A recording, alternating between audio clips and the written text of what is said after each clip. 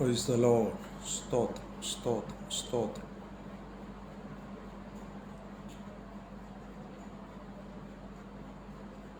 Hallelujah. സ്തോത്രം, സ്തോത്രം, സ്തോത്രം, സ്തോത്രം, സ്തോത്രം, സ്തോത്രം, സ്തോത്രം.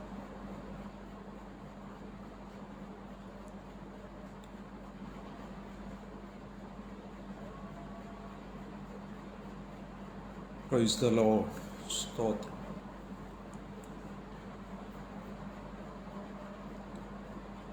അനുഗ്രഹീതവും ധന്യവുമായ ഈ നല്ല നിമിഷത്തിനായി കർത്താവിന് മഹത്വം അർപ്പിക്കുന്നു.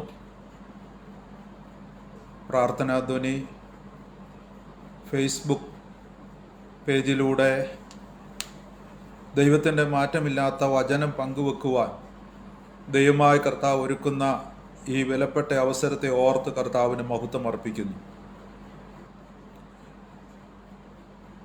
ദൈവത്തിൻ്റെ വചനം ശ്രവിക്കുന്ന, പിന്നീട് ഈ തിരുവചനം ശ്രവിക്കുവാൻ പോകുന്ന എല്ലാ വാത്സല്യമുള്ളവർക്കും ക്രിസ്തുവിൽ വന്ദനം ചൊല്ലുകയാണ്. ഈ ഫേസ്ബുക്ക് പേജിൻ്റെ അഡ്മിനായിരിക്കുന്ന, അതോടൊപ്പം തന്നെ പ്രാർത്ഥനാധ്വനി എന്ന് പറയുന്ന ഈ മഹനീയമായ ശുശ്രൂഷകൾക്ക് നേതൃത്വം നൽകുന്ന കർത്താവിൻ്റെ വിലയേറിയ ദാസൻ ബെൻസൺ ഡാനിയൽ, തൻ്റെ കുടുംബം, അതോടൊപ്പം ഈ പ്രത്യേക ശുശ്രൂഷയിൽ സഹകരിക്കുന്ന ബാക്കിയുള്ള എല്ലാ ദൈവദാസന്മാർ, പ്രിയപ്പെട്ടവർ, പ്രാർത്ഥനാ സഹകാരികൾ എല്ലാവരെയും ഓർത്ത് സ്തോത്രം ചെയ്യുന്നു. എല്ലാവർക്കും പ്രത്യേകമായ വന്ദനവും നന്ദിയും ഈ തരുണത്തിൽ അറിയിക്കുകയും ചെയ്യുന്നു. ഇങ്ങനെ ഈ പേജിലൂടെ ദൈവത്തിൻ്റെ വചനം തുടർച്ചയായി കേൾക്കുവാനും പഠിക്കുവാനും ആത്മീയ വർധനവ് പ്രാപിക്കുവാനുമൊക്കെ ദൈവം ഒരുക്കുന്ന നല്ല അവസരത്തെ ഓർത്തും കർത്താവിന് മഹത്വം അർപ്പിക്കുകയാണ്. ഈ മാസക്കാലം ദൈവവചന ചിന്തയ്ക്ക് വേണ്ടി തിരഞ്ഞെടുത്തിരിക്കുന്നതായ വിഷയം എന്ന് പറയുന്നത് വീണ്ടെടുപ്പിൻ്റെ വില എന്നുള്ളതാണല്ലോ. അതുമായി ബന്ധപ്പെട്ട് തിരുവചനത്തിൽ നിന്ന് ചില ചിന്തകൾ നിങ്ങളുമായി പങ്കുവെക്കുവാനാണ് കർത്താവിൽ ഞാൻ ശരണപ്പെടുന്നത്. ഈ വചനം കേൾക്കുന്ന എല്ലാ പ്രിയപ്പെട്ടവരും ഒരുപക്ഷെ പിന്നീട് ഫേസ്ബുക്കിലൂടെയോ അല്ലെങ്കിൽ യൂട്യൂബിലൂടെയൊക്കെ ഈ വചനം ശ്രവിക്കുന്ന പ്രിയപ്പെട്ടവരുടെയും ജീവിതത്തിൽ ഈ തിരുവചനം അനുഗ്രഹമായി തീരും എന്ന് ഞാൻ പൂർണ്ണമായി വിശ്വസിക്കുന്നു. കർത്താവ് സഹായിക്കുമാറാകട്ടെ.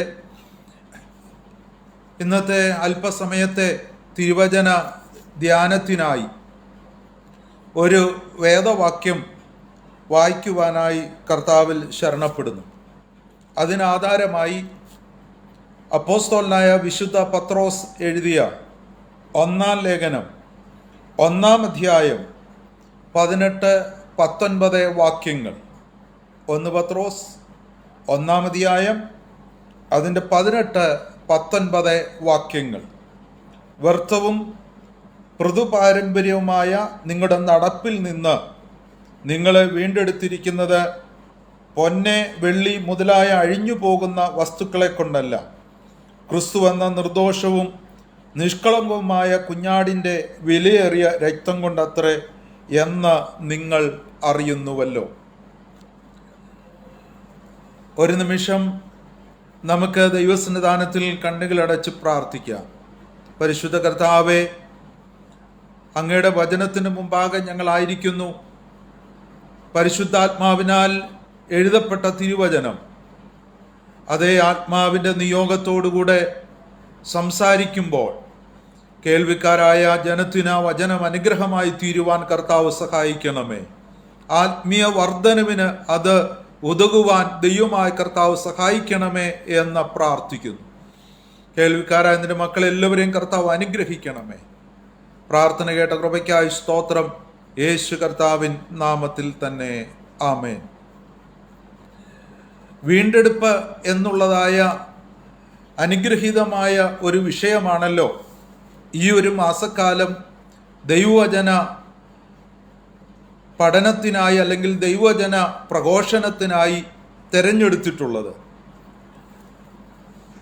വിശുദ്ധ വേദപുസ്തകത്തിലെ അതിപ്രധാനമായ ഒരു ചിന്തയാണ് വീണ്ടെടുപ്പ് എന്ന് പറയുന്നത്. മറ്റു രീതിയിൽ പറഞ്ഞാൽ വിശുദ്ധ ബൈബിളിലെ കേന്ദ്ര വിഷയം എന്ന് പറയുന്നത് തന്നെ മാനവജാതിയുടെ വീണ്ടെടുപ്പ് എന്നുള്ളതാണ്. ബൈബിൾ ഉടനീളം നാം കാണുന്നത് നഷ്ടപ്പെട്ടു പോയ മനുഷ്യവർഗത്തിൻ്റെ ദൈവിക വീണ്ടെടുപ്പിൻ്റെ ചരിത്രവും വീണ്ടെടുപ്പുകാരനായ യേശുക്രിസ്തുവിനെ കുറിച്ചുമാണ് വിശുദ്ധ വേദപുസ്തകത്തിൽ നമ്മൾ കാണുന്നത്. ബൈബിളിൻ്റെ ആരംഭം മുതൽ അവസാനം വരെയും ഈ വീണ്ടെടുപ്പിൻ്റെ ചരിത്രം അല്ലെങ്കിൽ വീണ്ടെടുപ്പുമായി ബന്ധപ്പെട്ട വിഷയം നമുക്ക് കാണുവാനായിട്ട് കഴിയും.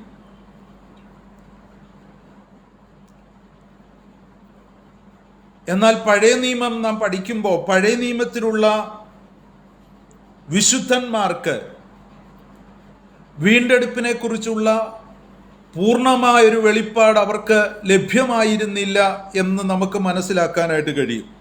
ഭാഗികമായ ഒരു വെളിപ്പാടാണ് വീണ്ടെടുപ്പുമായി ബന്ധപ്പെട്ട് പഴയ നിയമ വിശുദ്ധന്മാർക്ക് ലഭ്യമായിരുന്നത്. എന്നാൽ സാധാരണയിൽ കവിഞ്ഞ് വീണ്ടെടുപ്പും വീണ്ടെടുപ്പുകാരനെ കുറിച്ചുമൊക്കെ ഉള്ള അറിവും വെളിപ്പാടിൽ ലഭിച്ച ചില പഴയ നിയമ വിശുദ്ധന്മാരെയും നമുക്ക് വേദപുസ്തകത്തിൽ കാണുവാനായിട്ട് കഴിയുന്നുണ്ട്.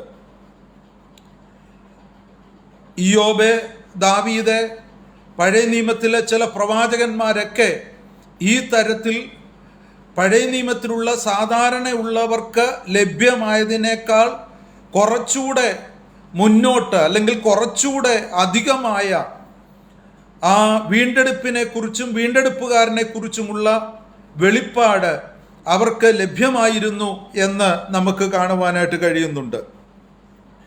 ഇയ്യോബിൻ്റെ പുസ്തകത്തിലേക്ക് നമ്മൾ നോക്കുമ്പോൾ വീണ്ടെടുപ്പിനുമായി ബന്ധപ്പെട്ട് ഇയ്യോബിന് ലഭിച്ചിരുന്നതായ വെളിപ്പാടിനെ കുറിച്ച് നമുക്ക് കാണുവാൻ കഴിയുന്നുണ്ട്. 19-ാം അധ്യായം അതിൻ്റെ 25-ാമത്തെ വാക്യം, കഷ്ടതയുടെ കഠിനമായ ശോധനയിലൂടെ ഇയ്യോബ് കടന്നുപോയി. തനിക്കുണ്ടായിരുന്നതെല്ലാം, സമ്പത്തെല്ലാം നഷ്ടപ്പെട്ടു, തലമുറകൾ നഷ്ടപ്പെട്ടു, തൻ്റെ ശരീരം രോഗബാധിതമായി തീർന്നു. ആ വലിയ പ്രതിസന്ധി ഘട്ടത്തിൽ ഇയ്യോബ് പറയുന്നതായ വാക്ക് ഇങ്ങനെയാണ്. 19-ാം അധ്യായം അതിൻ്റെ 25-26 വാക്യങ്ങൾ, എന്നെ വീണ്ടെടുക്കുന്നവൻ ജീവിച്ചിരിക്കുന്നുവെന്നും അവൻ ഒടുവിൽ പൊടിമേൽ നിൽക്കുമെന്നും ഞാൻ അറിയുന്നു. എൻ്റെ ത്വക്ക് ഇങ്ങനെ നശിച്ച ശേഷം ഞാൻ ദേഹ സഹിതനായി ദൈവത്തെ കാണും. ഞാൻ തന്നെ അവനെ കാണും, അന്യനല്ല. എൻ്റെ സ്വന്തം കണ്ണ് അവനെ കാണും. എൻ്റെ അന്തരംഗം എൻ്റെ ഉള്ളിൽ ക്ഷയിച്ചിരിക്കുന്നു. പഴയനിയമ ഭക്തനായ ഇയ്യോബ് കഷ്ടതയുടെ ആഴങ്ങളിലൂടെ കടന്നു പോകുമ്പോഴും തനിക്ക് ലഭ്യമാകാൻ പോകുന്ന വീണ്ടെടുപ്പിനെ കുറിച്ചും തനിക്കുള്ള വീണ്ടെടുപ്പുകാരനെ കുറിച്ചും തനിക്ക് ലഭ്യമായ ബോധ്യം, ആ വെളിപ്പാടാണ് നമുക്കവിടെ കാണുവാനായിട്ട് കഴിയുന്നത്. ഞാൻ പറഞ്ഞല്ലോ, പഴയ നിയമത്തിൽ ആ പഴയ നിയമ ചരിത്രം നമ്മൾ നോക്കുമ്പോൾ ഈ ലോക ജീവിതത്തിൽ ഉള്ള വസ്തുക്കൾ, വസ്തുവകകൾ, വ്യക്തികൾ, അവരുടെ അവകാശങ്ങൾ, മൃഗസമ്പത്തുകൾ, ഇതിനെയൊക്കെ വീണ്ടെടുക്കുന്ന ഒരു വീണ്ടെടുപ്പിനെ കുറിച്ചാണ് നമുക്ക് അവിടെ കാണുവാനായിട്ട് കഴിയുന്നത്. എന്നാൽ അതിനപ്പുറത്തും മരണത്തിനപ്പുറമായ നിത്യതയുമായി ബന്ധപ്പെട്ട വെളിപ്പാട്, അത് ഒരു ഭാഗികമായ നിലയിൽ മാത്രമാണ് പഴയ നിയമ ഭക്തന്മാർക്കുണ്ടായിരുന്നത് എന്ന് നമുക്ക് കാണുവാൻ കഴിയുന്നുണ്ട്. അതുകൊണ്ട് തന്നെ നമുക്ക് സങ്കീർത്തന പുസ്തകം 49-ാം സങ്കീർത്തനത്തിലേക്ക് നമ്മൾ വരുമ്പോൾ അവിടെ കാണുന്നൊരു കാര്യമുണ്ട്. അതിൻ്റെ 7-8 വാക്യം, സഹോദരൻ ശവക്കുഴി കാണാതെ എന്നേക്കും ജീവിച്ചിരിക്കേണ്ടതിന് അവനെ വീണ്ടെടുപ്പാനോ വീണ്ടെടുപ്പ് വില കൊടുപ്പാനോ ആർക്കും കഴിയുകയില്ല. അവരുടെ പ്രാണന്റെ വീണ്ടെടുപ്പ് വിലയേറിയത്, അതൊരു നാളും സാധിക്കുകയില്ല. കോരഹപുത്രന്മാരുടെ സങ്കീർത്തനമാണ് 49-ാം സങ്കീർത്തനം. ആ സങ്കീർത്തനത്തിൽ സങ്കീർത്തനക്കാരൻ പറയുകയാണ്, സഹോദരൻ ശവക്കുഴി കാണാതെ എന്നേക്കും ജീവിച്ചിരിക്കേണ്ടതിന് അവനെ വീണ്ടെടുപ്പാനോ വീണ്ടെടുപ്പ് വില കൊടുപ്പാനോ ആർക്കും കഴിയുകയില്ല. അവരുടെ പ്രാണന്റെ വീണ്ടെടുപ്പ് വിലയേറിയത്, അതൊരു നാളും സാധിക്കുകയില്ല എന്ന് നിരാശയോടുകൂടിയ ഒരു പ്രസ്താവനയാണ് നമുക്കവിടെ കാണുവാൻ കഴിയുന്നത്. 89-ാം സങ്കീർത്തനം 48-ാം വാക്യം, ജീവിച്ചിരുന്ന മരണം കാണാതെ ഇരിക്കുന്ന മനുഷ്യനാർ, തൻ്റെ പ്രാണനെ പാതാളത്തിൻ്റെ കയ്യിൽ നിന്ന് വിടുവിക്കുന്നവനും ആരുള്ളൂ എന്ന് സങ്കീർത്തനക്കാരൻ പറയുന്നത് നമുക്ക് കാണുവാൻ കഴിയുന്നുണ്ട്.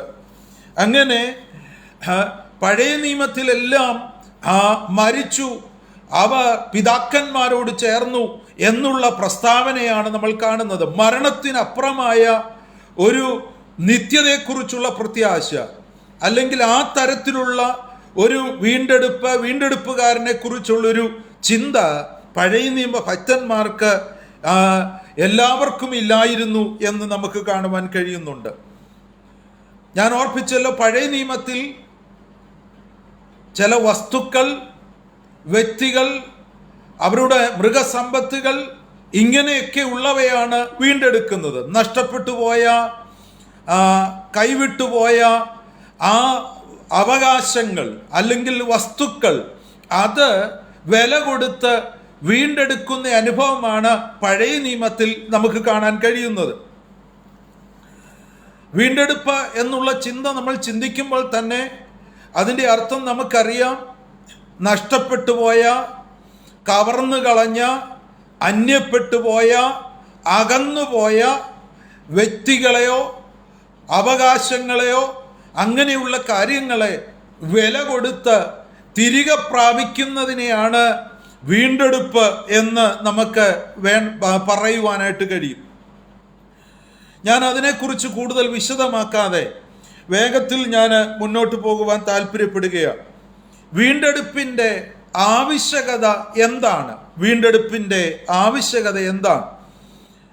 വീണ്ടെടുപ്പിൻ്റെ ആവശ്യകത, മനുഷ്യൻ പാപം ചെയ്ത നിമിത്തം ദൈവത്തിൽ നിന്ന് അകന്നുപോയി, അല്ലെങ്കിൽ മറ്റു രീതിയിൽ മനുഷ്യൻ നഷ്ടപ്പെട്ടവനായതുകൊണ്ടാണ് അവന് വീണ്ടെടുപ്പിൻ്റെ ആവശ്യകതയുള്ളത്, ഒരു വീണ്ടെടുപ്പുകാരൻ്റെ ആവശ്യകതയുള്ളത്. മനുഷ്യവർഗം മുഴുവൻ പാപം നിമിത്തം ദൈവത്തിൽ നിന്ന് അകന്നുപോയി, ദൈവത്തിൽ നിന്ന് അന്യപ്പെട്ടുപോയി. ദൈവത്തിൻ്റെ വകയായിരുന്ന മനുഷ്യൻ പിശാചിൻ്റെ വഞ്ചനയിൽ കുടുങ്ങി പാപം ചെയ്ത നിമിത്തമായി ദൈവത്തിന് നഷ്ടമായി, ദൈവത്തിൽ നിന്ന് അകന്നുപോയി. ആ മനുഷ്യന് വീണ്ടെടുപ്പ് ആവശ്യമായി വന്നു. അപ്പോൾ വീണ്ടെടുപ്പിൻ്റെ ആവശ്യകത എന്താണെന്ന് ചോദിച്ചാൽ, ഒറ്റ വാക്കിൽ മനുഷ്യവർഗം നഷ്ടപ്പെട്ടതുകൊണ്ടാണ് വീണ്ടെടുപ്പും വീണ്ടെടുപ്പുകാരൻ്റെയും ആവശ്യകത ഉള്ളത്.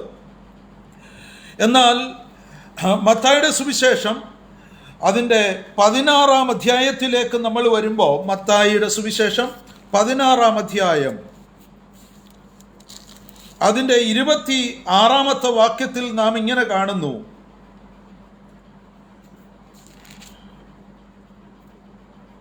ഒരു മനുഷ്യൻ സർവ്വലോകം നേടിയിട്ട് തൻ്റെ ജീവനെ നഷ്ടപ്പെടുത്തിയാൽ അവന് എന്ത് പ്രയോജനം?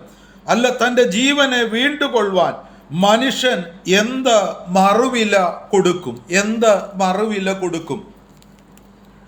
അപ്പോൾ നമ്മൾ മനസ്സിലാക്കുക, മനുഷ്യനെ വീണ്ടെടുക്കാൻ മനുഷ്യവർഗം മുഴുവൻ നഷ്ടപ്പെട്ടവ ആ ഗണത്തിൽപ്പെട്ടതായതുകൊണ്ട് ആ നഷ്ടപ്പെട്ടു പോയ മനുഷ്യനെ വീണ്ടെടുക്കാൻ മനുഷ്യർക്ക് ആർക്കും തന്നെ കഴിയുകയില്ല. ആ വാക്യം സൂചിപ്പിക്കുന്നത് മനുഷ്യന്റെ നിസ്സഹായതയാണ്. നഷ്ടപ്പെട്ടു പോയ മനുഷ്യന്റെ നിസ്സഹായതയെ അവിടെ സൂചിപ്പിക്കുകയാണ്.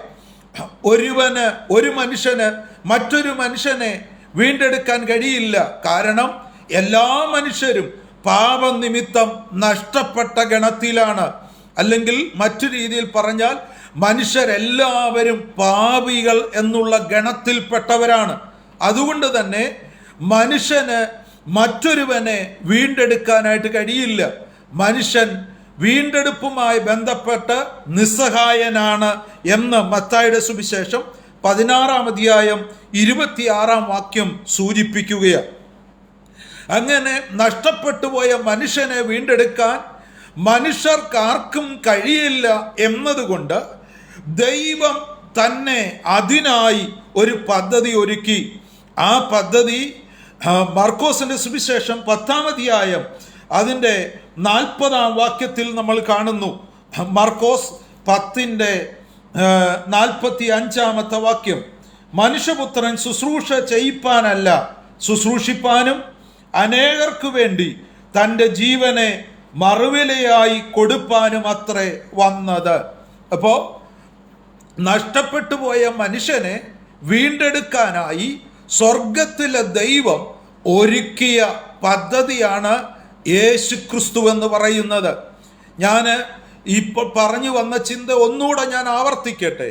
മനുഷ്യവർഗം മുഴുവൻ പാപത്തിന് അധീനരായതുകൊണ്ട്, പാപനിമിത്തം ദൈവത്തിൽ നിന്ന് അകന്നുപോയതുകൊണ്ട്, അല്ലെങ്കിൽ നഷ്ടപ്പെട്ട ഗണത്തിലായതുകൊണ്ട് ഒരു മനുഷ്യൻ മറ്റൊരു മനുഷ്യനെ വീണ്ടെടുക്കാൻ കഴിയില്ല.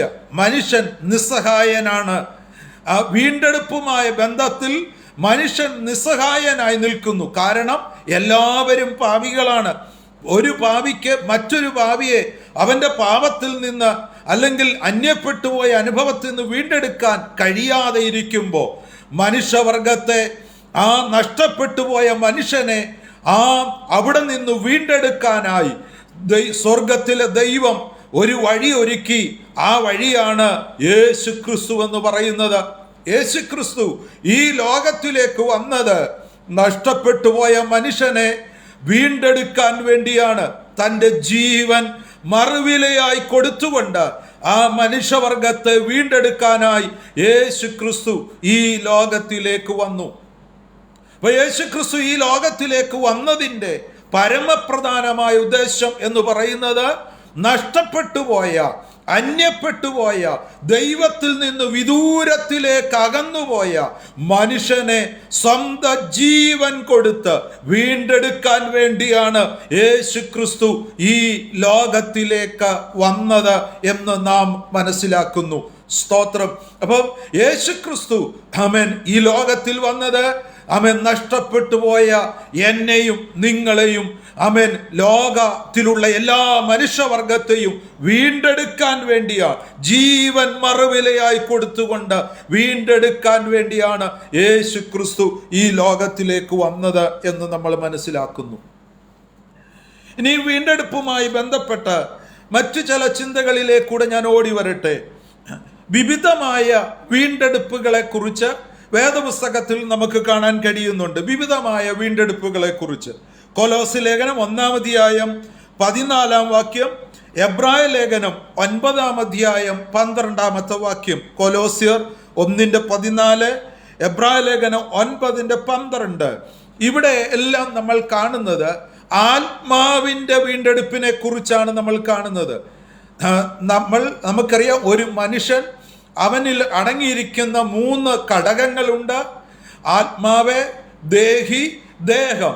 ഇങ്ങനെ 3 ഘടകങ്ങളുടെ സംയുക്തമാണ് ഒരു മനുഷ്യൻ എന്ന് നമുക്കറിയാം. പാപനിമിത്തമായി ആദ്യമായി അവൻ ദൈവത്തിൽ നിന്ന് അകന്നുപോയത്, അല്ലെങ്കിൽ വേർപെട്ടുപോയത്, മറ്റു രീതിയിൽ പറഞ്ഞാൽ മരണം സംഭവിച്ചത് ആത്മാവിനായിരുന്നു. അതിനുശേഷമാണ് അവൻ്റെ ശാരീരിക മരണമുണ്ടായത് എന്ന് നമുക്ക് മനസ്സിലാക്കാം. അങ്ങനെയെങ്കിൽ ആമേൻ ആ നഷ്ടപ്പെട്ടു പോയ, ആമേൻ വേർപെട്ടുപോയ, മരിച്ച അവസ്ഥയിലായ ആത്മാവിൻ്റെ വീണ്ടെടുപ്പാണ് ഒരുവൻ യേശുക്രിസ്തുവിൽ വിശ്വസിക്കുന്നതിലൂടെ, യേശുക്രിസ്തുവിൻ്റെ ക്രൂശു മരണത്തെ അംഗീകരിച്ച് യേശുക്രിസ്തുവിനെ ഏറ്റെടുക്കുന്നതിലൂടെ അവന് ലഭിക്കുന്നത് ആത്മാവിൻ്റെ വീണ്ടെടുപ്പാണ്. ഇന്ന് രക്ഷിക്കപ്പെട്ട എല്ലാ ദൈവമക്കളും തിരിച്ചറിയണം, നമുക്ക് ലഭിച്ചിരിക്കുന്നത് ആത്മാവിൻ്റെ വീണ്ടെടുപ്പാണ്. ആത്മാവിൻ്റെ വീണ്ടെടുപ്പ് ലഭിച്ച ദൈവമക്കൾ, ആമേൻ, അവര് അതിനു വേണ്ടി സ്വർഗത്തിലെ ദൈവം ആമേൻ പുത്രനെ ഈ ലോകത്തിലേക്ക് അയച്ചു. പുത്രൻ തൻ്റെ ജീവൻ നമുക്ക് വേണ്ടി മറുവിലയായി നൽകി. ആ കാൽവരി ക്രൂശിലെ ആമേൻ മരണത്തിൽ, യേശു ക്രിസ്തുവിൻ്റെ ക്രൂശ് മരണത്തിൽ വിശ്വസിച്ചത് നിമിത്തമായി നമുക്ക് രക്ഷ ലഭിച്ചു. ആ രക്ഷ എന്ന് പറയുന്നത് ആത്മാവിൻ്റെ രക്ഷയാണ്. അതുകൊണ്ട് നമുക്കിപ്പോൾ ലഭിച്ചിരിക്കുന്നത് ആത്മാവിൻ്റെ വീണ്ടെടുപ്പാണ്. അപ്പോൾ ഒന്നാമത്തെ വീണ്ടെടുപ്പ് എന്ന് പറയുന്നത് ആത്മാവിൻ്റെ വീണ്ടെടുപ്പാണ്. ആത്മാവിൻ്റെ വീണ്ടെടുപ്പ് പ്രാപിച്ച ദൈവമക്കൾ, ആമേൻ, അവർ ജഡത്തിൽ വസിക്കുകയാണ്, അല്ലെങ്കിൽ ശരീരത്തിൽ വസിക്കുന്നു. അപ്പോൾ ഇനിയും നടക്കേണ്ട വീണ്ടെടുപ്പ് എന്ന് പറയുന്നത് ശരീരത്തിൻ്റെ വീണ്ടെടുപ്പാണ്. രക്ഷിക്കപ്പെട്ടു എന്നുള്ളത് ശരിയാണ്, ആത്മാവിൻ്റെ വീണ്ടെടുപ്പ് സാധിച്ചു എന്നുള്ളത് ശരിയാണ്. അപ്പോൾ തന്നെ നമ്മൾ ഈ ശരീരത്തിൽ, ജഡത്തിൽ വസിക്കുകയാണ്. അപ്പോൾ രക്ഷിക്കപ്പെട്ട ദൈവമക്കൾ തിരിച്ചറിയണം, രണ്ട് മനുഷ്യർ അല്ലെങ്കിൽ ഉണ്ട്, രണ്ട് മനുഷ്യരുണ്ട്. ഒന്ന് അകത്ത് ആമേൻ ആ വീണ്ടെടുപ്പ് പ്രാപിച്ച ആത്മാവ്, ആ ആത്മീയ മനുഷ്യൻ. രണ്ടാമത് ആമേൻ ജഡ മനുഷ്യൻ. ഇങ്ങനെ രണ്ട് മനുഷ്യരാണ് ആമേൻ രക്ഷിക്കപ്പെട്ടൊരു ദൈവമക്കളിൽ ഉള്ളത്. അപ്പോൾ ഇവിടെ ഇത് രണ്ടും വിരുദ്ധമായി നിലകൊള്ളുകയാണ്. ആത്മമനുഷ്യൻ ദൈവവുമായി ബന്ധപ്പെടാൻ ആഗ്രഹിക്കുമ്പോൾ ജഡം ലോകത്തിലേക്ക് ഇറങ്ങിപ്പോകാൻ ആഗ്രഹിക്കുന്നു. ലോകത്തിൻ്റെ ഇച്ഛകൾ, ലോകത്തിൻ്റെ മോഹങ്ങളിലേക്കൊക്കെ പോകാൻ താല്പര്യപ്പെടുന്നതാണ് ഈ ജഡം എന്ന് പറയുന്നത്. അതിന് ഇച്ഛകൾ, വികാരങ്ങൾ എല്ലാം ഈ ജഡത്തിലുണ്ട്. അതുകൊണ്ട് തന്നെ അത് പാപത്തിലേക്ക്, ദൈവത്തിന് ഇഷ്ടമില്ലാത്തതിലേക്ക്, അശുദ്ധിയിലേക്ക് നീങ്ങാൻ ഈ ജഡം വെമ്പൽ കൊള്ളുമ്പോൾ അകത്തു കുടികൊള്ളുന്ന ആത്മീയ മനുഷ്യൻ ദൈവത്തോട് ബന്ധപ്പെടാൻ ആഗ്രഹിക്കുകയാണ്. ഇവിടെയാണ് ആത്മീയ പോരാട്ടം നമുക്ക് കാണാൻ കഴിയുന്നത്. അതുകൊണ്ട് രക്ഷിക്കപ്പെട്ട ഓരോ ദൈവ പൈതലും ഓരോ ദിവസവും അവൻ്റെ അകത്തെ മനുഷ്യൻ നാൾക്കുനാൾ ശക്തിപ്പെടുവാൻ വേണ്ടി ആമേൻ അതിനുവേണ്ടി അവൻ പരിശ്രമിക്കണം. ദൈവത്തോട് കൂടുതൽ അടുത്ത് ദൈവസന്നിധിയിൽ കൂടുതൽ സമയം ചെലവഴിച്ച് ദൈവസന്നിധിയിൽ പ്രാർത്ഥിക്കുകയും ഉപവസിക്കുകയും ദൈവവചനം ധ്യാനിക്കുകയും ആത്മീയ കൂട്ടായ്മകളിൽ പങ്കുചേരുകയും ചെയ്തുകൊണ്ട് അവർ ജഡത്തെ ആത്മശക്തിയാൽ കീഴ്പ്പെടുത്തിക്കൊണ്ട് അകത്തെ മനുഷ്യന്റെ, ആത്മീയ മനുഷ്യന്റെ ഇച്ഛയ്ക്ക് അനുസൃതമായി അല്ലെങ്കിൽ മറ്റു രീതിയിൽ ആത്മാവിനെ അനുസരിച്ച് നടക്കുന്നവരായി നമ്മൾ തീരണം. ആമേൻ, സ്തോത്രം. അതാണ് ദൈവം നമ്മെക്കുറിച്ച് ആഗ്രഹിക്കുന്നത്. അങ്ങനെ ആത്മാവിൻ്റെ വീണ്ടെടുപ്പ് പ്രാപിച്ച ദൈവമൈതൽ ഈ ജഡത്തിൽ വസിക്കുമ്പോൾ ജഡത്തിൻ്റെ ഇച്ഛകളെയും വികാരങ്ങളെയും ഒക്കെ ആത്മശക്തിയാൽ ജയിച്ചുകൊണ്ട് മുന്നേറുമ്പോൾ താമസവിന നമ്മുടെ കർത്താവ് തൻ്റെ സഭയെ ചേർക്കാൻ വരുമ്പോൾ നാം അവനോടുകൂടെ ചേരുമ്പോഴാണ് ശരീരത്തിൻ്റെ വീണ്ടെടുപ്പ് നടക്കുന്നത്. ഞാൻ ഓർപ്പിച്ചല്ലോ, റോമാലേഖനം 8-ാം അധ്യായം 23-ാമത്തെ വാക്യം, എഫേസ്യ ലേഖനം 4-ാം അധ്യായം 30-ാമത്തെ വാക്യം. ഈ വാക്യങ്ങളിലൊക്കെ ശരീരത്തിൻ്റെ വീണ്ടെടുപ്പിനെ കുറിച്ച് പറയുന്നുണ്ട്. റോമർ 8:23, എഫേസ്യർ 4:30. ശരീരത്തിൻ്റെ വീണ്ടെടുപ്പ് ഇതെപ്പോഴാണ് നടക്കുന്നത്? ലൂക്കോസിന്റെ സുവിശേഷം 21-ാം അധ്യായം അവിടെ നമ്മൾ കാണുന്ന 27, 28 വാക്യങ്ങൾ നമ്മുടെ കർത്താവിൻ്റെ മടങ്ങി വരവിലാണ് ഈ ശരീരത്തിൻ്റെ വീണ്ടെടുപ്പ് സാധ്യമാകുന്നത്. ശരീരത്തിൻ്റെ വീണ്ടെടുപ്പ് സാധ്യമാകുന്നത് അപ്പോൾ ഈ മൺമയമായ ശരീരം മാറി തേജസ്സിൻ്റെ ശരീരം നമ്മൾ പ്രാപിക്കും. നാം കർത്താവ് ഇരിക്കുന്നത് പോലെ, കർത്താവിനെ പോലെ ആയിത്തീരുന്ന ആ അനുഭവത്തിലേക്ക് നമ്മൾ എത്തപ്പെടും. അപ്പോൾ അവിടെയാണ് ശരീരത്തിൻ്റെ വീണ്ടെടുപ്പ് സാധ്യമാകുന്നത്. ഇനി റോമാലേഖനം 8-ാം അധ്യായം 19 മുതൽ 22 വരെയുള്ള വാക്യങ്ങളിൽ നമ്മൾ കാണുന്നത് ഭൂമിയുടെ വീണ്ടെടുപ്പിനെ കുറിച്ച് കാണുന്നുണ്ട്. ഭൂമിയുടെ വീണ്ടെടുപ്പ്.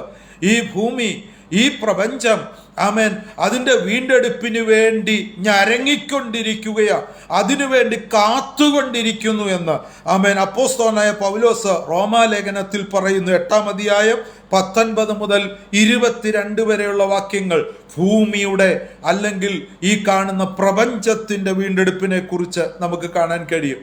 ഇനി മാത്രമല്ല, ഇസ്രായേലിന്റെ വീണ്ടെടുപ്പിനെ കുറിച്ചുള്ള ചിന്തകളും വേദപുസ്തകത്തിൽ നമ്മൾ കാണുന്നുണ്ട്. അപ്പോൾ വിവിധമായ വീണ്ടെടുപ്പുകളെ കുറിച്ചാണ് ഞാൻ പറഞ്ഞത്. ഒന്ന്, ആത്മാവിന്റെ വീണ്ടെടുപ്പ്. രക്ഷിക്കപ്പെട്ട ഓരോ ദൈവമക്കളും ആ വീണ്ടെടുപ്പ് സാധ്യമായി തീർന്നു. അങ്ങനെയുള്ള വീണ്ടെടുപ്പ് പ്രാപിച്ച ദൈവമക്കൾ ശരീരത്തിന്റെ വീണ്ടെടുപ്പിന് വേണ്ടി അവർ ഒരുങ്ങുകയാണ്. അവർ വിശുദ്ധിയിൽ നിന്ന് വിശുദ്ധിയിലേക്ക് യാത്ര ചെയ്തുകൊണ്ട് ആമേൻ ആത്മീയ വർധനവ് പ്രാപിച്ചുകൊണ്ട് അവർ ശരീരത്തിന്റെ വീണ്ടെടുപ്പിന് വേണ്ടി ഈ ലോകത്തിൽ ജീവിക്കുമ്പോൾ ഒരുങ്ങുന്നു. കർത്താവിന്റെ വരവിലാണ് ശരീരത്തിന്റെ വീണ്ടെടുപ്പ് സാധ്യമാകുന്നത്. ആമേൻ. മൂന്നാമത്, ഭൂമിയുടെ വീണ്ടെടുപ്പിനെ കുറിച്ച് ഞാൻ പറഞ്ഞു. ഈ ഭൂമി അതിൻ്റെ വീണ്ടെടുപ്പിന് വേണ്ടി ഞരങ്ങിക്കൊണ്ടിരിക്കുന്നു, അതിനുവേണ്ടി കാത്തുകൊണ്ടിരിക്കുകയാണ്. ആമേൻ. കർത്താവിൻ്റെ വരവിന് ശേഷമാണ് ആ വീണ്ടെടുപ്പ് സാധ്യമാകുന്നതെന്ന് വേദപുസ്തകം പഠിക്കുമ്പോൾ നമുക്ക് കാണാൻ കഴിയും. ഇസ്രായേലിൻ്റെ വീണ്ടെടുപ്പിനെ കുറിച്ചും വേദപുസ്തകം പറയുന്നുണ്ട്. ആമേൻ. ഇനിയും രക്ഷിക്കപ്പെട്ട ദൈവമക്കളായ നമ്മൾ അറിയേണ്ട മറ്റൊരു ചിന്തയിലൂടെ വേഗത്തിൽ ഞാൻ കടന്നു പോകുകയാണ്. ആമേൻ. സ്തോത്രം. നമുക്ക് എവിടെ നിന്നെല്ലാമാണ് അല്ലെങ്കിൽ എന്തിൽ നിന്നെല്ലാമാണ് നമുക്ക് വീണ്ടെടുപ്പ് ലഭിച്ചിരിക്കുന്നത്? ആമേൻ. ആത്മാവിന്റെ വീണ്ടെടുപ്പ് പ്രാപിച്ച ദൈവമക്കളായി തീർന്ന നമുക്ക് എവിടെ നിന്നൊക്കെ വീണ്ടെടുപ്പ് ലഭിച്ചിരിക്കുന്നു? ആമേൻ. ഞാൻ വാക്യങ്ങൾ വായിക്കാതെ പെട്ടെന്ന് ഞാൻ അങ്ങ് പറഞ്ഞു പോകുകയാണ്. എഫേസ് ലേഖനം 1-ാം അധ്യായം 17-ാം വാക്യം, കൊലോസ്യ ലേഖനം 1-ാം അധ്യായം 14-ാമത്തെ വാക്യം. അവിടെ നമ്മൾ കാണുന്നു, പാപത്തിൽ നിന്ന് അല്ലെങ്കിൽ അതിക്രമങ്ങളിൽ നിന്ന് ദൈവം നമുക്ക് വീണ്ടെടുപ്പ് തന്നിരിക്കുന്നു. ആമേൻ. യേശുവിന്റെ രക്തത്താൽ നമുക്ക് പാപങ്ങളുടെ മോചനമെന്ന വീണ്ടെടുപ്പ് പ്രാപിച്ചു. യേശു ക്രിസ്തുവിലൂടെ പാപങ്ങളുടെ മോചനമെന്ന വീണ്ടെടുപ്പ് നമുക്ക് ലഭ്യമായി. സ്തോത്രം. അപ്പോൾ നമുക്ക് ലഭിച്ച ഒന്നാമത്തെ വീണ്ടെടുപ്പ് എന്ന് പറയുന്നത് പാപങ്ങളിൽ നിന്നുള്ള വീണ്ടെടുപ്പാണ്, അല്ലെങ്കിൽ അതിക്രമങ്ങളിൽ നിന്നുള്ള വീണ്ടെടുപ്പ്. അത് നമുക്ക് ലഭ്യമായി. തീത്തോസിന്റെ ലേഖനം 2-ാം അധ്യായം 14-ാമത്തെ വാക്യത്തിൽ നമ്മൾ കാണുന്നു, അധർമ്മത്തിൽ നിന്ന് ദൈവം നമ്മെ വീണ്ടെടുത്തു. അധർമ്മത്തിൽ നിന്നുള്ള വീണ്ടെടുപ്പ്. ഒന്ന്, പാപത്തിൽ നിന്നുള്ള വീണ്ടെടുപ്പ്. 2, അധർമ്മത്തിൽ നിന്നുള്ള വീണ്ടെടുപ്പ്. ധർമ്മവിരുദ്ധമായ എല്ലാത്തിൽ നിന്നുമുള്ളൊരു വീണ്ടെടുപ്പാണ് യേശുക്രിസ്തുവിലൂടെ നമുക്ക് ലഭ്യമായിട്ടുള്ളത്. അധർമ്മത്തിൽ നിന്നുള്ള വീണ്ടെടുപ്പ് നമുക്ക് ലഭിച്ചു. സങ്കീർത്തനം 107-ന്റെ 2-ാം വാക്യം, സങ്കീർത്തനം 107-ന്റെ 2-ാം വാക്യം, ദുഷ്ടന്റെ കയ്യിൽ നിന്ന് ആമേൻ ദൈവം നമ്മെ വീണ്ടെടുക്കുന്നു. ദുഷ്ടന്റെ കയ്യിൽ നിന്നുള്ള വീണ്ടെടുപ്പ്. ആമേൻ. പിശാചിന്റെ കയ്യിൽ നിന്ന്, സാത്താന്റെ കയ്യിൽ നിന്ന് ദൈവം നമ്മെ വീണ്ടെടുത്തു. രക്ഷിക്കപ്പെട്ട ഒരു ദൈവ പൈതൽ തിരിച്ചറിയണം, നമ്മൾ ഈ യേശുവിനെ അറിയുന്നതിന് മുമ്പ്, രക്ഷാനിർണയം പ്രാപിക്കുന്നതിന് മുമ്പ്, ദൈവ കൃപയിൽ കടന്നു വരുന്നതിന് മുമ്പ് നമ്മൾ ദുഷ്ടന്റെ അധീനതയിലായിരുന്നു. എന്നാൽ യേശു ക്രിസ്തു മുഖാന്തരം നമുക്ക് ദുഷ്ടന്റെ കയ്യിൽ നിന്ന് വിടുതൽ ലഭിച്ചു. ദുഷ്ടങ്കൽ നിന്ന് ദൈവം നമ്മെ വീണ്ടെടുത്തു. യേശു ക്രിസ്തു മുഖാന്തരം നമുക്ക് വീണ്ടെടുപ്പ് പ്രാപിച്ചു. അങ്ങനെയെങ്കിൽ പ്രിയമുള്ളവരെ, എന്നെ കേൾക്കുന്ന ദൈവമക്കളെ തിരിച്ചറിയണം, യേശു ക്രിസ്തു മുഖാന്തരം വീണ്ടെടുപ്പ് പ്രാപിച്ചു എന്ന് അകത്തളങ്ങളിൽ ഉറപ്പ് പ്രാപിച്ച ദൈവമക്കൾ അറിയേണ്ട ഒരു കാര്യം, ഇനിയും ദുഷ്ടന് എൻ്റെ മേൽ ഒരധികാരവുമില്ല. ദുഷ്ടന് ഇനിയും എൻ്റെ മേൽ ഒരധികാരവുമില്ല. കാരണം യേശു മുഖാന്തരം ദുഷ്ടങ്കൽ നിന്ന് എന്നെ അവൻ വീണ്ടെടുത്തിരിക്കുകയാണ്. ഹല്ലേലൂയ. സ്തോത്രം. ദുഷ്ടങ്കന്റെ കയ്യിൽ നിന്ന് ദൈവം നമ്മെ വീണ്ടെടുത്തു.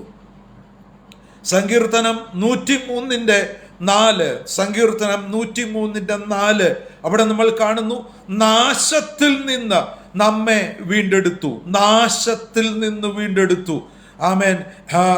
പാപികളായിരിക്കുന്ന, ഇന്നും പാപത്തിൽ ജീവിക്കുന്ന പ്രിയപ്പെട്ടവർ നാശത്തിലേക്ക് പൊയ്ക്കൊണ്ടിരിക്കുകയാണ്. വലിയൊരു കൂട്ടം യേശുവിനെ അറിയാതെ, യേശുവിനെ അംഗീകരിക്കാത്ത നിമിത്തം അവർ നിത്യനാശത്തിലേക്ക് പൊയ്ക്കൊണ്ടിരിക്കുകയാണ്.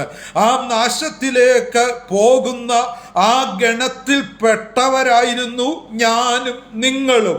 എന്നാൽ ദൈവത്തിൻ്റെ മഹാകരുണയാൽ, ദൈവത്തിൻ്റെ വലിയ കൃപയാൽ നമുക്ക് ആ നാശത്തിൽ നിന്ന് ആമേൻ യേശു ക്രിസ്തു മുഖാന്തരം വീണ്ടെടുപ്പ് ലഭ്യമായി. സ്തോത്രം, ഹല്ലേലൂയ. ഒന്നുകൂടെ ഞാൻ ആവർത്തിക്കട്ടെ, നമ്മുടെ ആരെയും കഴിവുകൊണ്ടല്ല, പിന്നെയോ യേശു ക്രിസ്തു മുഖാന്തരം നമുക്ക് നാശത്തിൽ നിന്നുള്ള വീണ്ടെടുപ്പ് നമുക്ക് പ്രാപിക്കുവാനായിട്ട് കഴിഞ്ഞു. സ്തോത്രം. നമ്മൾ കുറിവാക്യമായി വായിച്ച 1 പത്രോസിന്റെ ലേഖനം 1-ാം അധ്യായം 18-19 വാക്യങ്ങളിൽ നമ്മൾ കാണുന്നു, വ്യർത്ഥവും പൃഥുപ്രാരംഭ്യമായ നടപ്പിൽ നിന്ന് ദൈവം നമ്മെ വീണ്ടെടുത്തു. യേശുവിൻ്റെ വിലയേറിയ രക്തം കൊടുത്തുകൊണ്ട് വ്യർത്ഥവും പൃഥുപ്രാരംഭര്യമായ നടപ്പിൽ നിന്ന് നമ്മെ വീണ്ടെടുത്തു. പ്രയോജനരഹിതമായ, ആമേൻ, ഒരു ഗുണവും ചെയ്യാത്ത, ദോഷം മാത്രം വരുന്ന, ആമേൻ, വ്യർത്ഥവും പൃഥുപ്രാരംഭര്യമായ ആ നടപ്പിൽ നിന്ന് യേശുവിൻ്റെ വിലയേറിയ രക്തത്താൽ നമ്മെ വീണ്ടെടുത്തു. ഇപ്പോൾ നമ്മളായിരിക്കുന്നത് വ്യർത്ഥമായ നടപ്പല്ല, ആമേൻ, ഗുണമുള്ള, പ്രയോജനമുള്ള, ആമേൻ, പ്രതിഫലം ലഭിക്കുന്ന പാതയിലൂടെ നമ്മൾ നടക്കുകയാണ്. ആമേൻ, വ്യർത്ഥമായ പൃഥുപാരമ്പര്യമായ നടപ്പല്ല, യേശു ക്രിസ്തുവിൻ്റെ പിന്നാലെ നമ്മൾ അനുഗമിക്കുകയാണ്. സ്തോത്രം, ഹല്ലേലൂയ. ദൈവം വ്യർത്ഥവും പൃഥുപാരമ്പര്യമായ നടപ്പിൽ നിന്ന് നമ്മെ വീണ്ടെടുത്തു. ഇനിയും ആമേൻ, 6-ാമതായി നമ്മൾ വേദവസ്വം വായിക്കും, പാതാളത്തിൻ്റെ അധികാരത്തിൽ നിന്ന് ദൈവം നമ്മെ വിടുവിച്ചു. പാതാളത്തിൻ്റെ അധികാരത്തിൽ നിന്ന് ദൈവം നമ്മെ വിടുവിച്ചു. ആമേൻ, സ്തോത്രം. എന്ന് പറഞ്ഞാൽ പഴയ നിയമത്തിൽ ആമേൻ ഭക്തന്മാരെല്ലാവരും മരിച്ചു കഴിയുമ്പോൾ അവർ പാതാളത്തിലേക്ക് പോകുന്നു. ദുഷ്ടന്മാരായി ഇന്ന് ജീവിക്കുന്നവർ, അവർ മരിക്കുമ്പോൾ അവർ പോകുന്നതും പാതാളത്തിലേക്കാണ്. എന്നാൽ യേശുവിൻ്റെ രക്തത്താൽ വീണ്ടെടുപ്പ് പ്രാപിച്ച നമ്മൾ, ആമേൻ, നമ്മൾ ഈ ലോകത്തിൽ ജീവിച്ച്, ആമേൻ, ദൈവം തന്ന ആയുസ് കഴിഞ്ഞ് നമ്മൾ, ആമേൻ, ലോകത്തിൽ നിന്ന് മാറ്റപ്പെട്ടാൽ നമ്മൾ പോകുന്നത് പാതാളത്തിലേക്കല്ല, മറിച്ച് കർത്താവിൻ്റെ സന്നിധിയിലേക്ക് നമ്മൾ പോകുകയാണ്. നമ്മളെ പാതാളത്തിൻ്റെ അധികാരത്തിൽ നിന്ന്, ആമേൻ, യേശു കർത്താവ് നമ്മെ വീണ്ടെടുത്തു. സ്തോത്രം, ഹല്ലേലൂയ. 7-ാമതായി ശാപത്തിൽ നിന്ന് ദൈവം നമ്മെ വീണ്ടെടുത്തു. ശാപത്തിൽ നിന്ന് ദൈവം നമ്മെ വീണ്ടെടുത്തു. നാം രക്ഷിക്കപ്പെടുന്നതിന് മുമ്പ്, യേശു ക്രിസ്തു മുഖാന്തരമുള്ള വീണ്ടെടുപ്പ് പ്രാപിക്കുന്നതിന് മുമ്പ് നമ്മൾ ശാപത്തിൻ്റെ കീഴിലായിരുന്നു, ശാപത്തിൻ്റെ കീഴിൽ കടന്നവരായിരുന്നു. എന്നാൽ യേശു നമുക്ക് പകരം ശാപമായി തീർന്ന നിമിത്തമായി ശാപത്തിൻ്റെ കീഴിൽ നിന്ന് യേശു നമ്മെ വീണ്ടെടുത്തു. ശാപത്തിൻ്റെ കീഴിൽ നിന്ന് യേശു നമ്മെ വീണ്ടെടുക്കുവാനായിട്ട് ഇടയായി തീർന്നു. അടുത്തതായി നിത്യമായ മരണത്തിൽ നിന്ന് ദൈവം നമ്മെ വീണ്ടെടുത്തു. നിത്യമായ മരണത്തിൽ നിന്ന് ദൈവം നമ്മെ വീണ്ടെടുത്തു. അല്ലെങ്കിൽ രണ്ടാം മരണത്തിൽ നിന്ന് ദൈവം നമ്മെ വീണ്ടെടുത്തു. മറ്റു രീതിയിൽ പറഞ്ഞാൽ നിത്യ നരകത്തിൽ നിന്ന്, നിത്യ യാതനയിൽ നിന്ന് ദൈവം നമ്മെ വീണ്ടെടുത്തു. യേശുക്രിസ്തുവിൽ വിശ്വസിച്ച് രക്ഷാനിർണയം പ്രാപിച്ച ഓരോ ദൈവ പൈതലും അവൻ തിരിച്ചറിയണം, രണ്ടാം മരണത്തിന് അവൻ്റെ മേൽ ഇനി അധികാരമില്ല. നിത്യ മരണത്തിന് വിധിക്കപ്പെട്ടവരായിരുന്ന നമ്മെ അവൻ യേശുക്രിസ്തു മുഖാന്തരം അവയിൽ നിന്ന് ദൈവം നമ്മെ വീണ്ടെടുക്കുവാനായിട്ട് ഇടയായി തീർന്നു. സ്തോത്രം. ഹല്ലേലൂയ. ഇനിയും നിത്യമരണത്തിന് നമ്മുടെ മേൽ അവകാശമില്ല. അവിടെ നിന്ന് കർത്താവ് നമ്മെ വീണ്ടെടുക്കുവാനായിട്ടിടയായി തീർന്നു. സ്തോത്രം. ഞാൻ ഇതുവരെ പറഞ്ഞത് യേശുക്രിസ്തു മുഖാന്തരം അല്ലെങ്കിൽ യേശുക്രിസ്തുവിൻ്റെ രക്തത്താൽ യേശുക്രിസ്തു ജീവൻ നൽകി നമ്മെ വീണ്ടെടുത്തു. എവിടെ നിന്നെല്ലാം? ഞാൻ ഒന്നുകൂടെ ആ പോയിന്റുകളൊന്ന് ആവർത്തിച്ചോട്ടെ. പാപത്തിൽ നിന്ന് അല്ലെങ്കിൽ അതിക്രമങ്ങളിൽ നിന്ന് ദൈവം നമ്മെ വീണ്ടെടുത്തു. ആമേൻ. അധർമ്മത്തിൽ നിന്ന് ദൈവം നമ്മെ വീണ്ടെടുത്തു. ദുഷ്ടന്റെ കയ്യിൽ നിന്ന് ദൈവം നമ്മെ വീണ്ടെടുത്തു. നാശത്തിൽ നിന്ന് ദൈവം നമ്മെ വീണ്ടെടുത്തു. വ്യർത്ഥവും പിതൃപാരമ്പര്യമായ നടപ്പിൽ നിന്ന് ദൈവം നമ്മെ വീണ്ടെടുത്തു. പാതാളത്തിന്റെ അധികാരത്തിൽ നിന്ന് ദൈവം നമ്മെ വീണ്ടെടുത്തു. ശാപത്തിൽ നിന്ന് ദൈവം നമ്മെ വീണ്ടെടുത്തു. നിത്യ മരണത്തിൽ നിന്ന് ദൈവം നമ്മെ വീണ്ടെടുത്തു. സ്തോത്രം. ഹല്ലേലൂയ. ആമേൻ. ഈ വീണ്ടെടുപ്പ് പ്രാപിച്ച ദൈവമക്കളെ നന്ദിയോടെ കർത്താവിന് സ്തോത്രം ചെയ്യുവാൻ നമുക്ക് കഴിയണം. സ്തോത്രം. ആമേൻ. ഞാൻ വേഗത്തിൽ വാക്കുകൾക്ക് വിരാമം കുറിക്കണമല്ലോ. വീണ്ടെടുപ്പ് പ്രാപിച്ച നമുക്ക് ആ വീണ്ടെടുപ്പിൻ്റെ ഉറപ്പെന്താണ്? ഞാൻ വീണ്ടെടുക്കപ്പെട്ടു. ആമേൻ. അതിനുള്ള ഉറപ്പെന്താണ്? അല്ലെങ്കിൽ വീണ്ടെടുപ്പിൻ്റെ അടയാളം എന്താണ്? അത് ആമേൻ. എഫേസ്യ ലേഖനം 1:14 അതുപോലെ മറ്റു പല വാക്യങ്ങളിലും നമ്മൾ കാണാൻ കഴിയുന്നുണ്ട്. വീണ്ടെടുപ്പിന്റെ അടയാളം എന്താണ്? വീണ്ടെടുപ്പിന്റെ അടയാളം ആമേൻ ദൈവം നമ്മുടെ മേൽ പകർന്നിരിക്കുന്ന പരിശുദ്ധാത്മാവാണ്. പരിശുദ്ധാത്മാവിനാൽ വീണ്ടെടുപ്പ് പ്രാപിച്ച ഓരോ ദൈവമക്കളെയും പരിശുദ്ധാത്മാവിനാൽ മുദ്രയിട്ടിരിക്കുകയാണ്. സ്തോത്രം. ആത്മാവിനെ പ്രാപിച്ച ദൈവമക്കളെ നീ ഇനിയും പിശാചിന്റെ വകയല്ല, നീ ഇനിയും പാപത്തിന്റെ അടിമത്തത്തിലല്ല, നീ ഇനിയും ദൈവത്തിന്റെ വകയാണ്. ദൈവം നിന്നെ വില കൊടുത്ത് അവന് വേണ്ടി വിലയ്ക്ക് വാങ്ങിയിരിക്കുന്നു. അവൻ നമ്മെ വീണ്ടെടുത്തിരിക്കുന്നു. ഇനിയും നാം ദൈവത്തിനുള്ളവരാണ് എന്നതിൻ്റെ അടയാളമാണ് നമ്മുടെ മേൽ പകർന്നിരിക്കുന്ന പരിശുദ്ധാത്മാവെന്ന് പറയുന്നത്. അപ്പൊ വീണ്ടെടുപ്പിന്റെ അടയാളം എന്താണ്? വീണ്ടെടുപ്പ് പ്രാപിച്ചു എന്നതിൻ്റെ ഉറപ്പെന്താണ്? അത് നമ്മുടെ മേൽ പകർന്നിരിക്കുന്ന പരിശുദ്ധാത്മാവാണ് എന്ന് നമുക്ക് മനസ്സിലാക്കാൻ കഴിയും. സ്തോത്രം. വീണ്ടെടുപ്പിൻ്റെ വില ഞാൻ ഇതുവരെ പറഞ്ഞ ചിന്തകളിലൊക്കെ ഞാൻ ആ ചിന്ത ആവർത്തിച്ചു. ആമേൻ. യേശുവിൻ്റെ ജീവനാണ് നമ്മെ വീണ്ടെടുപ്പാനായി നൽകിയത്. മറ്റു രീതിയിൽ പറഞ്ഞാൽ യേശുവിൻ്റെ വിലയേറിയ രക്തം ആമേൻ നമ്മെ വീണ്ടെടുക്കാനായി ചൊരിയുവാനിടയായി. യേശുവിൻ്റെ വിലയേറിയ രക്തം നൽകിയാണ് അവിടുന്ന് നമ്മെ വീണ്ടെടുക്കുവാനായി ഇടയായി തീർന്നത്. സ്തോത്രം. ഹല്ലേലൂയ. ഈ ചിന്തയുടെ അവസാന ഭാഗം പറഞ്ഞ് ഞാൻ വാക്കുകൾക്ക് വിരാമം കുറിക്കാൻ ആഗ്രഹിക്കുകയാണ്. വീണ്ടെടുപ്പ് പ്രാപിച്ചു എന്ന് പറഞ്ഞ് നമ്മൾ സ്തോത്രം നിർവിചാരികളായിരിക്കാനല്ല, അലസരായിരിക്കാനല്ല ദൈവം നമ്മെക്കുറിച്ച് ആഗ്രഹിക്കുന്നത്. പിന്നെയോ വീണ്ടെടുപ്പ് പ്രാപിച്ച ദൈവമക്കൾക്ക് ചില ദൗത്യങ്ങളുണ്ട്. വീണ്ടെടുപ്പ് പ്രാപിച്ച ദൈവമക്കൾക്ക് ചില ദൗത്യങ്ങളുണ്ട്. സ്തോത്രം. അതെന്താണ്? 1 കൊരിന്ത്യർ ലേഖനം 6:19 1 കൊരിന്ത്യർ ലേഖനം 7:23 ആ വാക്യങ്ങൾ ശ്രദ്ധിക്കുമ്പോൾ നമ്മൾ കാണുന്നു വീണ്ടെടുപ്പ് പ്രാപിച്ച ദൈവമക്കൾക്കുള്ള ദൗത്യം ആ വാക്യങ്ങളിൽ വിവരിച്ചിരിക്കുന്ന നമുക്ക് കാണാൻ കഴിയും. എന്താണെന്ന് ചോദിച്ചാൽ ഇവിടെ പറയുന്നു, കർത്താവ് അല്ലെങ്കിൽ ദൈവം നമ്മെ വില കൊടുത്ത് വാങ്ങിയിരിക്കുകയാണ്. എന്താണ് നമ്മെ വീണ്ടെടുക്കാൻ കൊടുത്ത വില എന്ന് പറയുന്നത്?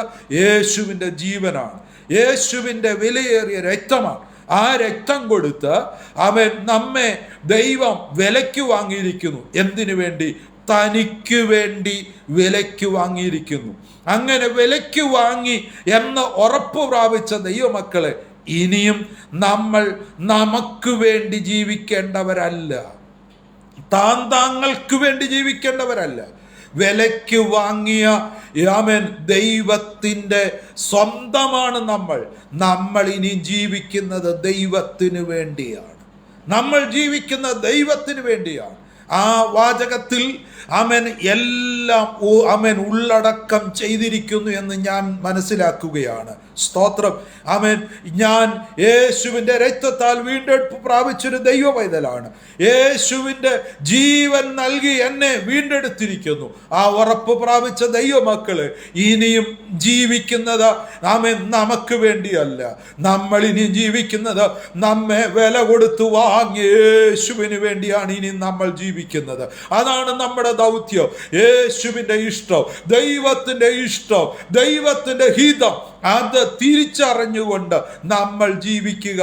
അതാണ് ആമേൻ സ്തോത്രം ദൈവത്തിൻ്റെ ആമേൻ സ്തോത്രം ആമേൻ നമ്മെ കുറിച്ചുള്ള ആഗ്രഹം. ദൈവത്തിൻ്റെ മനസ്സറിഞ്ഞ് ദൈവത്തിൻ്റെ ഇഷ്ടം തിരിച്ചറിഞ്ഞുകൊണ്ട് ജീവിക്കുക. അതാണ് വീണ്ടെടുപ്പ് പ്രാപിച്ച ഓരോ ദൈവ പൈതലിൻ്റെയും ദൗത്യം. ആമേൻ സ്തോത്രം. അങ്ങനെയെങ്കിൽ ആമേൻ അതിലടങ്ങിയിരിക്കുന്ന ധാരാളം ചിന്തകളുണ്ട്. അന്ന് ആരും നശിച്ചു പോകാതെ എല്ലാവരും മാനസാന്തരപ്പെടണമെന്ന് ദൈവം ആഗ്രഹിക്കുന്നു. അങ്ങനെയെങ്കിൽ ദൈവത്തിൻ്റെ ഇഷ്ടം അതാണെങ്കിൽ നാശത്തിലേക്ക് നീങ്ങിക്കൊണ്ടിരുന്ന ആമേൻ നമ്മെ ആമേൻ കൃപയാൽ ആമേൻ വീണ്ടെടുത്തെങ്കിൽ, യേശുവിൻ്റെ രക്തത്താൽ നമ്മൾ വീണ്ടെടുപ്പ് പ്രാപിച്ച ദൈവമക്കളെ, ആമേൻ നമുക്ക് നാശത്തിൽ നിന്നുള്ള വീണ്ടെടുപ്പ്, നിത്യമരണത്തിൽ നിന്നുള്ള വീണ്ടെടുപ്പ്, ആ തീപ്പൊയ്കയിൽ നിന്നുള്ള വീണ്ടെടുപ്പ് നമ്മൾ പ്രാപിച്ചെങ്കിൽ ആമേൻ ആ നാശത്തിലേക്ക് പോകുന്ന ആമേൻ നമ്മുടെ സമശിഷ്ടങ്ങൾ ആ നാശത്തിൽ നിന്ന് അവരെ വീണ്ടും ആമേൻ മടക്കി വരുത്താൻ, അവരെ വല്ലുവിധേനയും യേശു ക്രിസ്തുവിലേക്ക് നയിക്കാൻ ആത്മഭാരത്തോടെ പ്രാർത്ഥിക്കുവാനും അതിനുവേണ്ടി ആമേൻ അധ്വാനിക്കുവാനും ആമേൻ ദൈവം നമ്മെ ദൗത്യമേൽപ്പിച്ചിരിക്കുകയാണ്. സ്തോത്രം. വീണ്ടെടുപ്പ് പ്രാപിച്ച ദൈവമക്കളെ, നമ്മുടെ ദൗത്യം ഏറ്റവും വിലയേറിയ ദൗത്യം. നാശത്തിലേക്ക് പോയിരുന്ന നമ്മെ ആമേൻ യേശു തൻ്റെ രക്തത്താൽ വീണ്ടെടുത്തെങ്കിൽ ഇനിയും നമുക്കുള്ള ദൗത്യം നമ്മുടെ സമശിഷ്ടങ്ങളും ആ നാശത്തിലേക്ക് പോകാതെ ഈ വീണ്ടെടുപ്പ് പ്രാപിക്കണമെന്നുള്ള ആഗ്രഹത്തോടെ അതിനു വേണ്ടി പ്രാർത്ഥിക്കുകയും പ്രവർത്തിക്കുകയും ചെയ്യുക എന്നുള്ളതാണ്. അപ്പോൾ തന്നെ വീണ്ടെടുത്ത നമ്മുടെ കർത്താവിനെ, വീണ്ടെടുത്ത നമ്മുടെ ദൈവത്തെ ആരാധിക്കുക എന്നുള്ളത് വീണ്ടെടുപ്പ് പ്രാപിച്ച ഓരോ ദൈവപൈതലിൻ്റെ ദൗത്യമാണ്. സ്തോത്രം. ഹല്ലേലൂയ.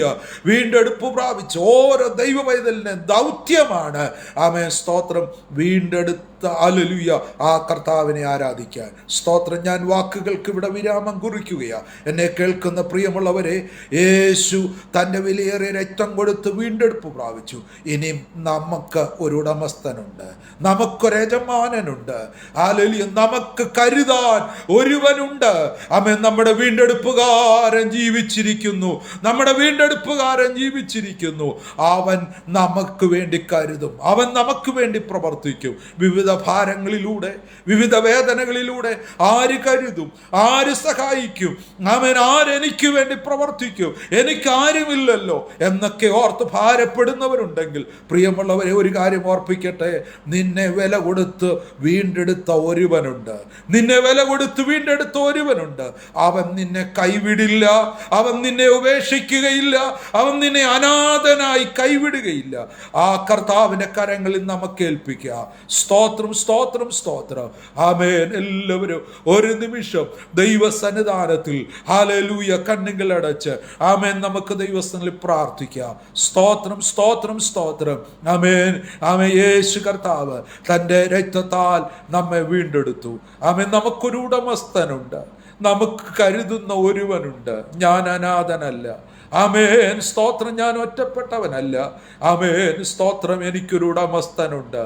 ആ കർത്താവിൻ്റെ കരങ്ങളിലേക്ക് നമ്മെ തന്നെ പൂർണ്ണമായി ഏൽപ്പിച്ച് നമുക്കൊരു നിമിഷം ദൈവസന്നിധിയിൽ പ്രാർത്ഥിക്കാം. സ്തോത്രം.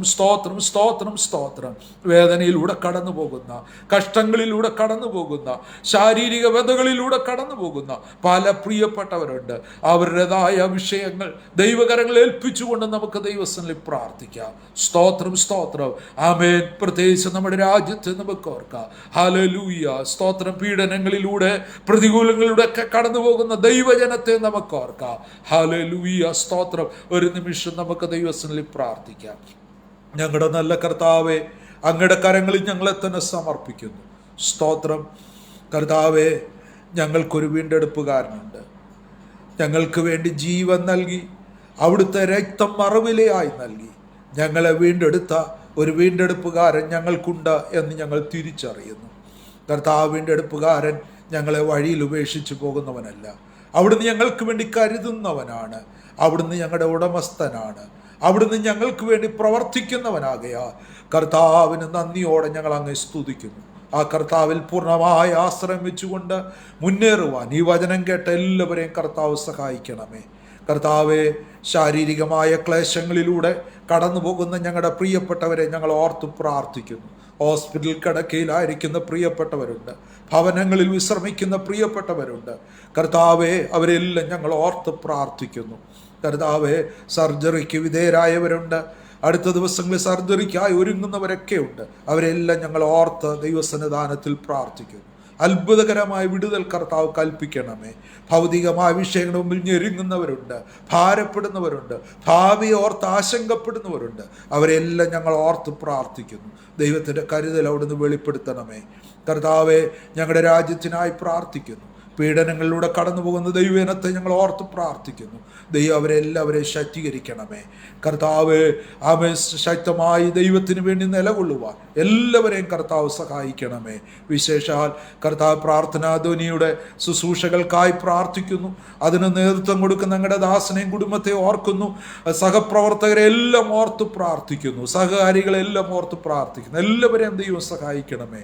ഈ വചനം കേട്ട നിന്റെ മക്കളെ എല്ലാവരെയും അങ്ങയുടെ കരങ്ങളിൽ ഏൽപ്പിക്കുന്നു.